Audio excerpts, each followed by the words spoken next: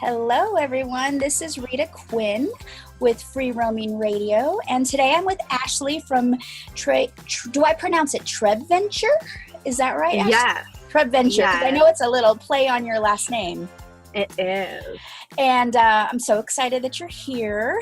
And thank you. I learned about you from following your wonderful Instagram feed and your blog, which I dove into before we had a chance to chat today. So just to give you guys a little bit of background, she and her husband Brandon and their 3 kids, Caden, Jackson, and Reagan, they live in a converted school bus. Mm-hmm. And they made it into this really cute, modern, tiny home. And they're currently in New Mexico. And you guys began that life you started in February of 2016. Is that correct? Yeah, that's when we originally bought the bus. And when we bought the bus, we had just intended on converting it and making it basically an RV that we would travel in on the weekends or camping trips, that sort of thing. We didn't intend on living full time, but here we are. 2 years later, wow. living 2 full years. time. Yeah. Oh my gosh. And I think I read on your blog that you guys started with a trailer. So you had already been looking into this life. Mm-hmm. Yeah. Well, we did the trailer just to travel again, like what I was saying earlier, and I gutted it and made it pretty. And then our good friends, the Nomadic Millers, bought a bus. And they were going to travel with us when we wanted to travel, but they wanted to do it in a bus. And so we started helping them work on their bus. And I and Brandon fell in love with it. So that's when we decided to follow in their footsteps and buy a school bus and convert it. Oh my gosh. I had seen on your website, Brandon, and I think, is the other guy's name Dakota? I can't remember. I'm Denver. So sorry. Denver, Close. That's it. I knew it was a city. And their whole adventure with going to get the bus in Texas and hitting a storm and everything. And I couldn't imagine having to go through all of that, but that's an exciting adventure that you guys started on. It took you guys about 6 months to get it all. Is that right? Because I think you moved in October. Yeah, we originally started working on it in March, at the end of March in 2016, and our original goal was just to get it done in time to take it on a trip to one of our cousin's weddings up in Sacramento, and his wedding was at the beginning of June. So we worked on it from March, April, May, June, so it was really like 4 months. We converted the whole thing and got it almost perfect. There were little things missing, like some trim on windows, things like that. And then we took it on our first trip up to Sacramento in June of 2016. And when we got back in July of 2016, we moved right back into the house and continued living normally. And then we ended up getting a notice in September that Denver and Vanessa, the Nomadic Millers, were actually living on our property. And they were told that they weren't allowed to stay there anymore. So at that point, we took that as a sign that we'd hit the road with them and try this whole full-time thing. And so we put our home up for sale, sold it within a week, and hit the road in technically October, but we moved in the middle of September of 2016 full-time. Wow. And so then you guys just hit the road and you started just traveling with them? And Yeah. All righty. Well, as you know, we live in an RV too, so that's part of the reason why I was so inspired to follow you guys, and I do follow your friends, the Nomadic Millers, as well. It looks like they're going through some transitions too. They are. Which is exciting. I just want to tell everyone who's listening what your Instagram is and your website is, so if they wanted to follow along and kind of take a peek at what we're talking about either during this or afterwards, would you mind sharing what those are? Sure, yeah. So we have a YouTube channel. I'm not super good at putting up videos, but if you search Trebventure, it's up there. And then we also use our Instagram daily. You know, we share stories, live stories, and at least a post a day normally. And that's Trebventure. It's TREBVENTURE. And then I also have a blog that Brandon and I both write on, and it's trebventure.com. And that's T like your last name, Yes. which is, I know, is a little truncated version of Yes, our last name is Trebetowski, and no one ever knows how to say it, so we shorten it. I love it. Trep Venture is awesome. Alrighty, so then going back to the beginning, you already talked about how you wanted to do this after kind of following or getting inspired from your friends who had theirs, and then you guys moved in. And so, how was your life before that, or what? It's quite a big transition to go. I think you wrote that you had like a 22,000 square foot house, or 100, not 1,000, yeah, 100 2,100, 2,100, which is still pretty big. We're not celebrities. It is pretty big, yeah. And you have 3 little ones. Yes, we do. Yeah, we had a pretty typical life before the bus. 2,100 square foot home on a half acre in Rio Rancho, New Mexico, and we filled every room to the brim, and every cabinet and every closet, and the whole garage was full of stuff. And so really, I'm actually thinking back, my husband, he gets on kicks. We call him Hobby Brandon, because he'll listen to a podcast or watch a TV show and then get totally hooked on something. And before we even started the trailer or the bus or anything, Brandon got super hooked on minimalism. He started listening to the Minimalists podcast. Yeah. And then he also got really hooked on budgeting.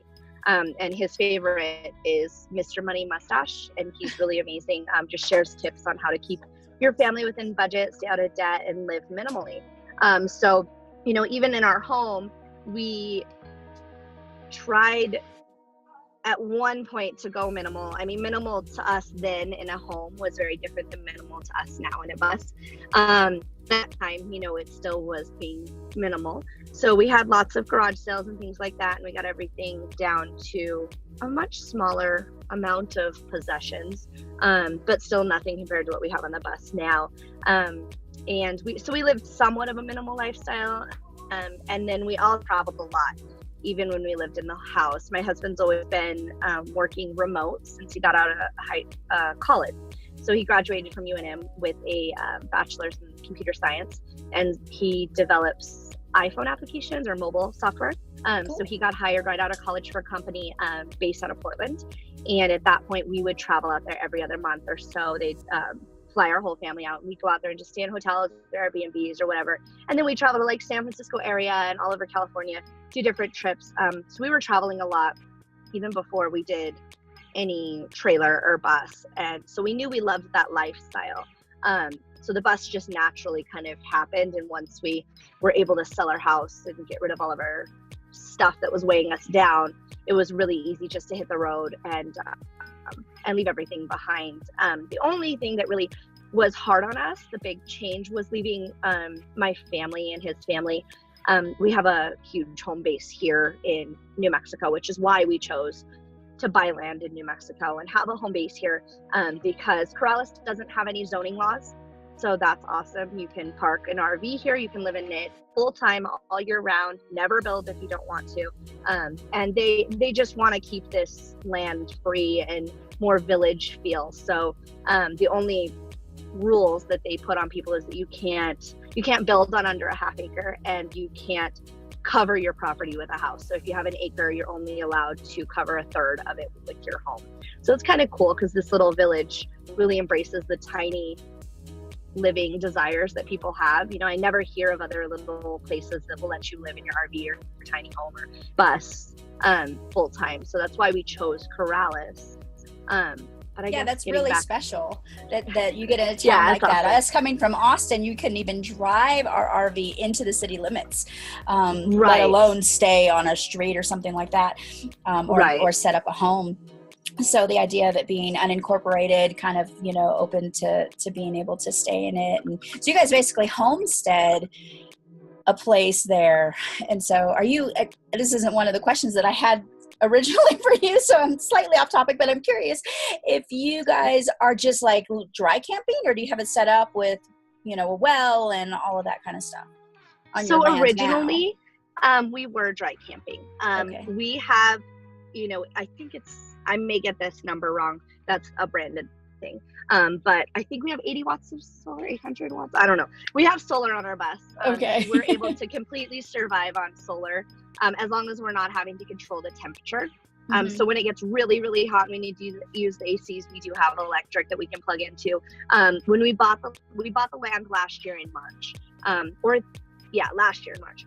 So at that point, we did order electric to be put in just so that if we needed to be here in the dead of summer or the cold of winter, we could technically run the heaters if we need to, or run the ACs.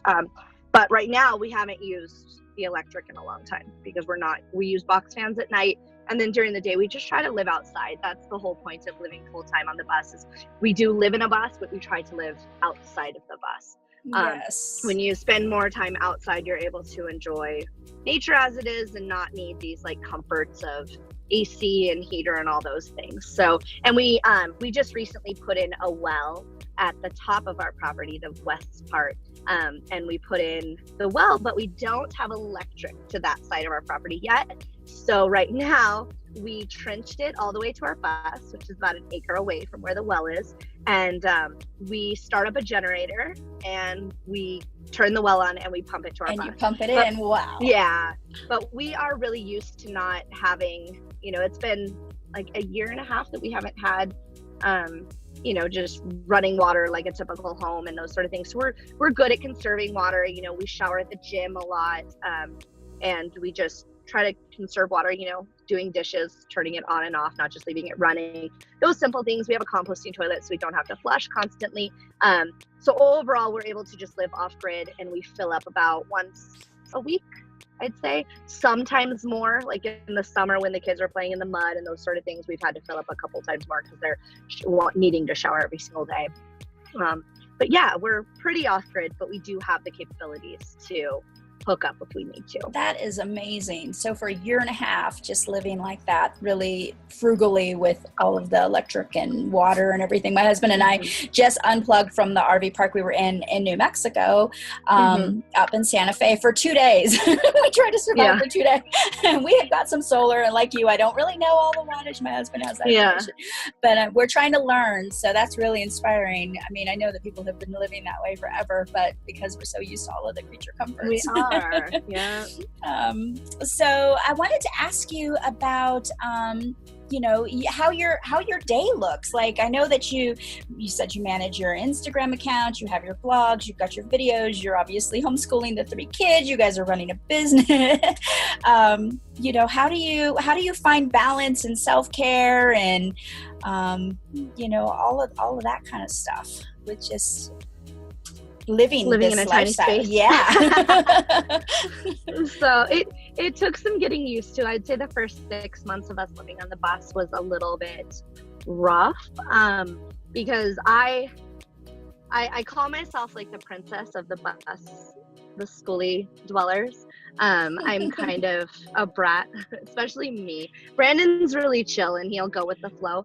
But me, I was very, when we took off and hit the road the first time, we went straight to the Pacific Northwest, and it was in October, which probably wasn't the greatest decision. I don't necessarily regret it because it was fun and a good experience, but it was super cold and rainy. So living in a bus in the rain is not good. Rainy days are the worst days. So right away, it took a toll on my parenting, on our marriage, on everything. We just were like grumpy and on top of each other, and the kids were muddy all the time and all their clothes were wet and we couldn't get them to dry out. It was rough. That first month we stayed in Seaside, Oregon, and it was, we wanted to go to Portland, but because Portland has so many regulations, they don't allow any RVs under that are older than 10 years old to park anywhere, and they definitely don't allow schoolies. So it was really hard. We couldn't get anywhere near the city. The closest we could get was Seaside, which is right outside of Cannon Beach. And I think it's like 60 miles away. So we would go in on the weekends and just park at like the Target or the IKEA and then take the train in. And it was hard. So when we were on the road, it was really hard to have self-care, like time alone or any of that. But now that, we're parked currently, like we do travel, but what we've learned is that we like to travel like 2 months on, 2 months off, 2 months on, 2 months off. Because then it gives the kids a break too. They get to have time with their friends. And just get more of a routine, and then we get to rip them out of the routine and have fun on the road for 2 months too, which is fun. So I guess a typical day for us, when we're parked at home, if it's during the school year, we wake up, our kids sleep until about 8:30. We wake up, I make breakfast, and Brandon works from home. He's remote, so we have a storage container office that if you want to see like our whole setup, you can go check it out on Instagram. We have a storage container office that has half office for him and half homeschool room. So I have a nice table up there with all my curriculum and everything, and I'm able to, normally what I do is I get the kids started on their math, and then I make breakfast, and then I bring their breakfast to them, and then we finish out their reading and whatnot. And we try to focus more on just devotional reading and math every day, and then they go to a school in Albuquerque where they'll learn just science, history, and literature once a week, and that gets them some time outside of the bus, away from us, and they're accountable to another adult for their work rather than always just me. So the boys do that. Reagan's not yet old enough to go to school, so we just do casual little like arts and crafts, those sort of things. But so typically we get our math and everything done by mid-morning, then I'll take them to the gym. They like to play at the gym because there's kids there and a bunch of extra toys that they don't have on the bus, because obviously we don't keep like huge toys in the bus. Right. So they go play at the gym, and we'll spend about an hour and a half doing that, and then we come home and normally I do a field trip of some sort about twice a week. So we'll go to the zoo or go to our friends group. Like we have a bunch of other homeschoolers that we do life with, including Vanessa Miller from Nomadic Millers. And we'll do like a field trip, a Lego place, or a trampoline park, or the zoo, or all those things.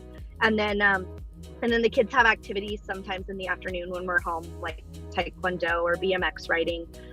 We've focused on sports and activities that they can do together so that we're not going to a million different places and having to be apart.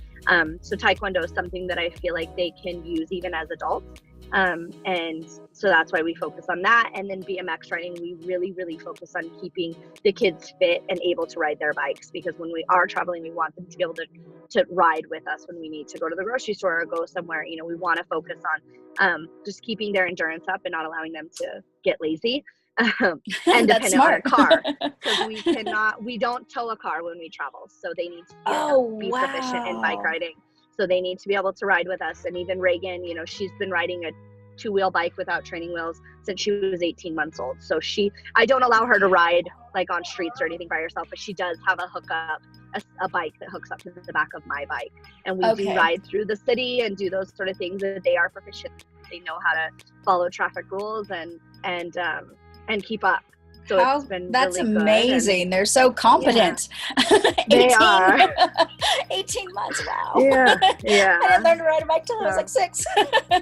Yeah, that's typical. We have to keep them ready. If you guys aren't towing a car, like you said, you gotta just go for it. And if you're gonna get out and do anything, especially this lifestyle, you're either hiking or you're exploring the town that you're in or something. Yeah. So keeping them fit, you run a tight ship. Yeah. That's good. Well, it sounds like a full day. And I love the idea of you having the storage containers. So you also have that as like the extra room or space for you guys. Mm-hmm. My husband has seen some other people who tow, not really a storage container, but kind of like a work trailer or something behind it. And we've noticed that some people will set that up as like a little work office or something while they're on the road too. So we've thought about doing something like that because he also works from home. Are you there, Ashley? Hello? It looks like you just went away for a second. I'm not sure if you can hear me. I'm going to just wait a minute and see if she comes back online. Because she just disappeared. Are you there? I hear you. There you are. There you go. I couldn't hear the last thing you said. I'm so sorry. Oh, that's okay. You went away for a second. I was just kind of filling in the air. Okay.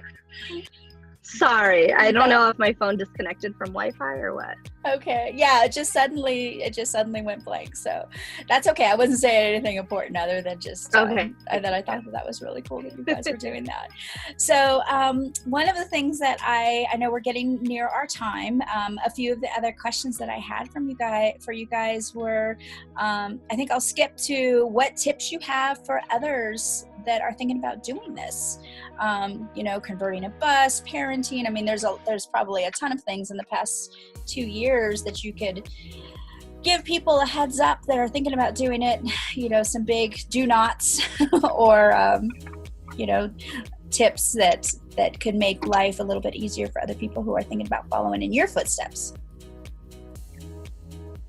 Yeah, so let me think. Okay, when it comes to if you want to convert a bus, I'll tell you some things that have made a huge difference for us, and then some of our biggest regrets.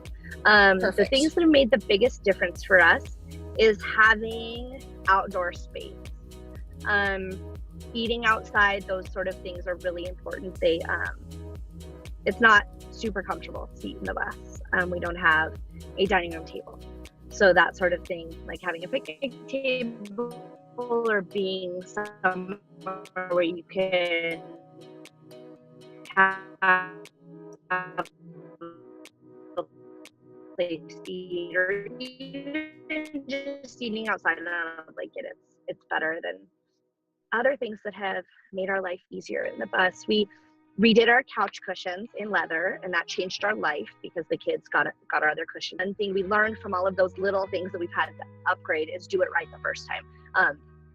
If you have to, just wait until you have the money to do it right, because what you'll end up doing is spending twice as much to end up with the better thing. Like, we had to lift our shower when we should have to redo it. We had to redo our couch cushions, those sort of things. And just buying things like our electrical system. So I don't know a huge amount about electric. My husband did most of that stuff on the bus. But one thing we learned is I think it's our charge controller. We bought one off Amazon that did two things. It charged the batteries, but it also was an inverter. And because it was doing two jobs, it did a really bad job at doing both of those things. So we just ended up we had to invest twice as much as well, because we had already bought the one before, and we ended up having to buy a separate charge controller and then an inverter, because they do better. Just buy the things that do their job well, read the reviews, and don't be cheap when it comes to that sort of stuff, because you'll end up just having to replace it later on. One of our biggest regrets in the bus build is not lifting our roof. A lot of people ask me on Instagram, should I lift the roof? My husband doesn't need it. We're fine. Lift your roof. If you're gonna do it full time, that extra space makes it so that you can use the entire inside of your bus. Right now in our bus, the main area that everybody has to walk down is the aisle, and that's the highest part of the bus. But the areas that are on the side, on the curves, can't really be used unless you're sitting. So it makes it seem a lot smaller. It's still comfortable, but when I go into buses that are lifted and you can stand up against the wall comfortably on both sides, it makes a huge difference. So I always say, lift your roof. And I know a lot of people don't know how to do it themselves, but there's a lot of companies that can walk you through it or help you, or they sell special pieces, metal fabricated pieces to help you through that sort of stuff.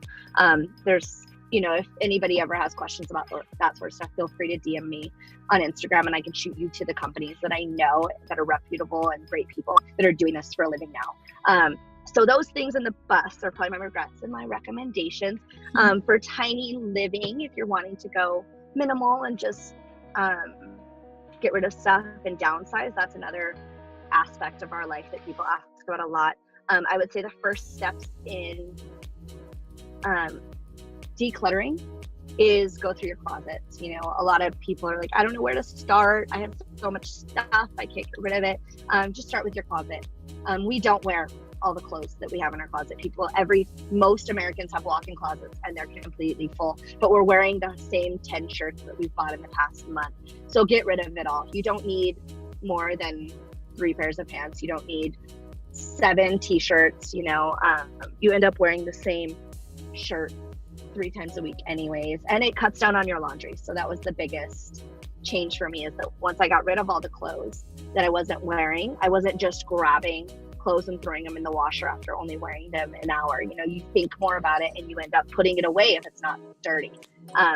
So closets are a good area to start, and then just organizing garages. Garages are a place to store things you don't use. If you haven't used it in a year, get rid of it. Because then it doesn't clutter your mind, and it doesn't clutter your life. Life is much more free when you don't have stuff bogging you down. So that's decluttering and minimal life. Let me think of what else. Living tiny. I guess first steps I would say is, I don't know. I've thought about telling people, like, if you're really interested in this, go find a place that Airbnb's it. Airbnb is like tiny houses, or rent an RV and see if you can travel for a little bit. It's not for everyone, but I also think it can be for everyone if it's your priority. You know, it's hard. Life is hard no matter what. Raising children is hard on a bus, but it's also hard raising children in a house. So it's really just a give and take. What is your priority? And if travel and tiny living and that sort of stuff is a priority, then do what you need to do to get there. Don't wait for some specific thing to happen before you jump. Just start moving towards your dream and get it done. I love that. That's exactly how we tried to approach it when we made this decision to get into our RV as well. We actually were going to buy a house in Austin, and then right as we were about to sign the papers, my husband said, do we really want to do this? Do we really want to be, straddled down with a mortgage and property tax? And why don't we just buy an RV? And so we went into their office and told them, we're going to change our mind and we're going to do something else. And they kind of, their mouths dropped because property is just skyrocketing in Austin. So we definitely already had even gained money on, because it was a place that was being built. And we went through all the things that you just described, and everything that you're saying I can relate to completely. And it's kind of nice to know that process is the same for a lot of people. And, it's kind of therapeutic. It's very therapeutic. You really do start to see what things are your priorities. So the last big thing that I wanted to ask you, is there's anything new and exciting for you guys? Like, what's your future looking like? Any big travel plans? Like, what's next for you? Not really. I don't know. We do have plans at some point to have a house, a traditional home. Mm-hmm. But I don't know. We go back and forth. There's certain days where I'm like, we need to build a home because I miss having 2 bathrooms and being able to take a bath, and letting Caden, my oldest, have a bedroom where he can just have some alone time. Because sometimes he feels overwhelmed and wants his own bedroom. So some days we're like, yeah, we're going to build. And we even have plans that we've already went through with an architect and we've already paid for them. So when we decide that we want a house, we'll build. But every day that changes. Some days we're like, we're going to build and have it done in a year. And then some days we're like, there's no possible way I want to have a mortgage. So that's another thing. It's like going from this lifestyle of not having to worry about money and just budgeting still. We're not frivolous because obviously we don't have room to keep things anywhere. Exactly. So we're not like going out and shopping all the time. But at the same time, if we want to go on a cruise with our good friends, or we want to go to Disneyland, or we want to drive up to California to go to a tiny house festival or something like that, the money isn't an issue anymore because we're able to know that we don't have a mortgage or electric to pay or any of that. So we really, I don't know, it's hard. Everyone asks us what our plans are and we just aren't sure. We've thought about even building out like storage containers for the kids on their 12th birthday. They get their own room, or even shorty buses. So that by the time they're 18, by the time they're 18, they can take off and hit their own where they start college.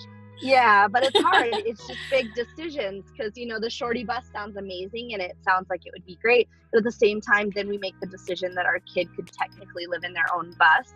And, because I would build it with like a kitchen sink and a refrigerator and those sort of things so that it could be sustainable for them. But then we're choosing to let them have almost their own house. Complete autonomy. It might cause disconnect, where this whole bus thing was for the purpose of bringing us closer.